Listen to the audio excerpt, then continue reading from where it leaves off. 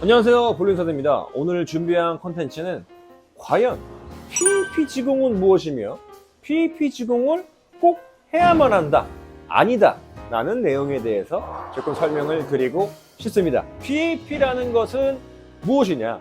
내가 갖고 있는 고유한 회전의 축이다. 반대편에 NAP, PAP, 아마 네거티브 아시스트 포인트, 포지티브 아시스트 포인트가 있을 겁니다. 근데 보통은 통상적으로 PAP를 많이 쓰기 때문에 이거를 이제 우리가 PAP라고 하는 거고요. 이제 내 회전축을 딱 찍고 거기서 이제 내가 이제 레이아웃을 하는 거죠. 한마디로 이 디자인을 더 돌게 할 것인지 더 안 돌게 할 것인지 이렇게 좀 생각을 하시면 좀 쉬울 것 같습니다. 그래서 전문적인 내용들은 또 다른 유튜브에도 많이 나와 있으니까 인터넷 조금만 검색해 보시면 많이 나와 있는데 이렇게만 이해하면 되게 좋을 것 같아요. 그러면 PAP 지공을 저는 해야 될까요? 라는 질문들이 굉장히 많습니다. PAP는 무조건 필수해야 된다. 근데 PAP 굳이 하기 싫은데? 이런 내용들이 굉장히 많아요. 그래서 제가 드릴 수 있는 답변은 PAP 해도 좋고 안 해도 뭐야 이건? 이렇게 얘기하고 싶습니다. 근데 PAP를 해야 되는 사람들은 어느 정도 정해져 있습니다. 그게 첫 번째로 시합을 많이 나가는 사람들, 한마디로 아마추어 대회나 아니 프로 대회나 이런 대회들, 다양한 패턴을 좀 경험을 하고 스포츠 패턴을 많이 쳐야 되는 그런 볼러들에게는 이 PAP를 적용해서 어떻게 뚫고 더 돌게 뚫고 밀리게 뚫고 반응이 어떻게 뚫고 이렇게 하는 게 좋습니다. 왜냐면 내 회전축을 가지고 패턴을 보면서 패턴에 내가 이제 이렇게 가겠구나, 저렇게 가겠구나, 그럼 내가 이렇게 뚫어야지, 이렇게 뚫어서 이 볼을 이렇게 뚫어서 공략을 해야지, 이런 것들이 있기 때문에 그런 분들은 PAP를 대입해서 지공을 하는 게 굉장히 좋습니다. 두 번째, 이제 피지컬적인 게 아닌 공의 모션으로 조금 변화를 좀 크게 주고 싶다 하신 분들은 PAP를 대입해서 조금 더 이 수치를 아주 크게 작용을 시키는 거죠. 한마디로 각도들, 드릴각, 발각 또는 핀과 PAP의 거리라고 해서 핀 투 PAP 거리라고 있는데 이런 것들을 조금씩이 아니라 굉장히 많이 바꿔줘요. 굉장히 많이 바꿔주면 내가 똑같이 치더라도 뭔가 움직임의 변화가 내가 예상한 움직임보다는 조금 이렇게 가네, 이런 것들을 많이 느낄 수가 있습니다. 자, 그리고 이제 세 번째, 내 트랙이 다른 사람과 현저히 다른 사람. 정상적인 트랙은 이제 여기 놔야 되는데 막 여기 있거나 막 이렇게 타거나 아니 막 여기 누워 있거나 하면은 아무래도 지공을 할 때 PAP를 다 대입을 하는 게 아니라 가상의 PAP를 좀 넣어서 이 수치를 짜는데 그냥 한마디로 국룰대로 뚫어준다, 이런 국룰 지공으로 뚫게 되면 이런 분들은 공이 생각보다 그 국룰대로 반응을 안 하겠죠. 그럼 이런 분들은 PAP를 측정을 해서 국룰의 지공의 수치를 대입을 한다면 이런 식으로 핀이랑 메스바에서 위치가 나오는 게 아니라 아마 다른 모양으로 나올 거예요. 막 여기 있거나 아니 완전 반대 있거나 뭐 이런 식으로 좀 모양이 나올 겁니다. 하지만 국룰 지공과 수치는 같다는 거.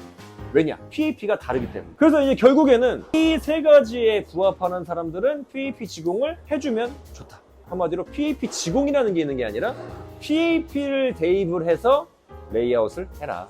근데 이제 무조건적으로 PAP를 고집을 하는 건 아니라는 거죠. 그리고 내가 PAP를 대입해서 지공을 하고 싶은데 체크리스트가 있습니다. 첫 번째는 내가 기름띠 트랙이 이렇게 나야 쳤는데 이렇게 나는데 자, 다음번에 쳤습니다. 근데 트랙이 여기서부터 출발해요. 세 번째 투구는 갑자기 이렇게 나와요. 이 트랙이 다르다는 건 다 다르게 뺐다는 거죠. 그러니까 한마디로 내 고유한 회전축이 아직 형성이 되지 않거나 내 고유한 회전축이 없다는 겁니다. 이분들이 PAP를 재려고 할 때 다 틀리게 나오는데 PAP를 지공을 해달래요. 지공사분은 난감해요. PAP가 아직 형성이 안 되는 거예요. 그러면 사실은 이런 분들은 PAP 지공을 할 필요가 없고 먼저 트랙의 라인을 일정하게 떨어뜨리는 걸 연습을 먼저 해야죠. 자, 공을 이렇게 닦아요. 그러면 기름띠가 없어지겠죠. 근데 대부분의 사람들이 기름만 닦아요. 근데 기름을 닦을 때 어떤 걸 볼 거냐? 처음에 트랙이 나왔어요. 예를 들어 이런 식으로 트랙이 나왔습니다. 그러면 내 손가락을 여기다가 대요. 보면은 손가락 2개, 여기도 2개. 그러면 내가 지금 잘 친 게 기름띠가 2개 손가락 정도 차이 나는구나. 이제 이렇게 볼 수가 있겠죠? 그럼 그걸 확인하고 닦습니다. 그 다음에 또 쳤어요. 그랬더니 다음에 트랙은 이제 일로 나오는 거죠. 그래서 손가락 대보니까 아까 손가락 2개였는데 이번에 손가락이 거의 4개. 그리고 여기는 3개. 4개, 3개인 거죠. 그러면 어떻게 된 거예요? 트랙이 벌어졌다는 거는 조금 돌렸다는 얘기고, 쉽게 말하면 내가 좁게 왔다는 건 내가 스톤을 조금 더 세웠다는 얘기입니다. 그러면 내가 두 개가 나와야 되는데 이렇게 나오면 내가 공을 세워친 거고, 벌려서 나오면 공을 내가 눕혀친 거구나 라고 진단이 되겠죠. 이런 것들을 좀 확인해 보면은 내가 잘 쳤을 때 손가락이 몇 마디고, 내가 이 몇 마디를 정했으면 이 몇 마디가 계속 몇 마디 차이 나는 이 트랙 플레이어가 똑같이 나와야 된다는 거. 근데 똑같이 안 나온다면 사실은 이분은 PAP 지공을 할 단계가 아니다 라고 볼 수 있습니다. 자, 그리고 두 번째는요, 내가 볼링장을 여러 곳을 다니나? 시합을 많이 뛰나?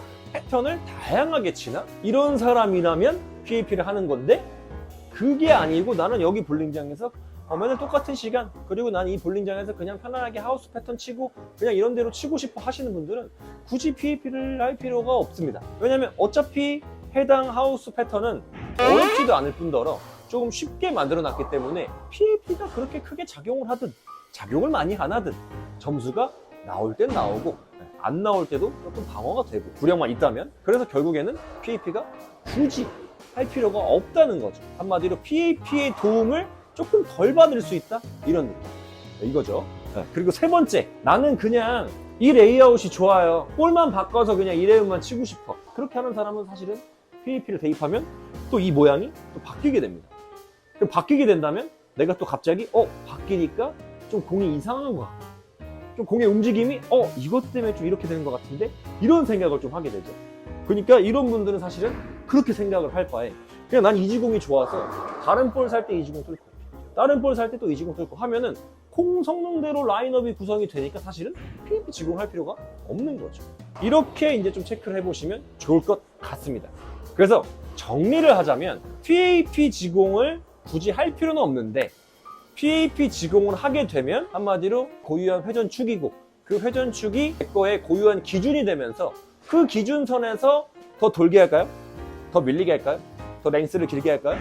더 일찍 잡히게 할까요? 이렇게 하는 척도일 뿐이지 뭔가 PAP에 대한 엄청난 뭔가 지공이 있는 건 아니다. PAP 지공을 해서 내 수치를 알게 되면 어딜 가나 제 PAP는 수평거리가 몇이고 수직거리가 이거고 제가 원하는 움직임은 이렇게 갔으면 좋겠어요 하면은 이제 지공사분이 그러면 제가 봤을 땐 60에 5 반에 40을 하시면 좋을 것 같아요. 이렇게 좀 뭔가 기준이 되면서 그 지공사의 노하우가 이제 대입이 돼서 반응이 조금 더 정확히 나오는 것 뿐이지, 갑자기 막 PAP를 막 하겠다고 굳이 이렇게 할 필요가 없는 겁니다. PAP에 대한 내용은 여기까지고요. 더 자세한 것들이나 전문적인 설명은 사실은 좀 뺐어요. 왜냐? 다른 유튜브에 되게 많거든요. 그래서 그냥 이 정도까지만 이해한다고 생각을 하시고, 그리고 여기는 왜 켰냐? 자, 저도 이제 문제인 게 뭐냐면,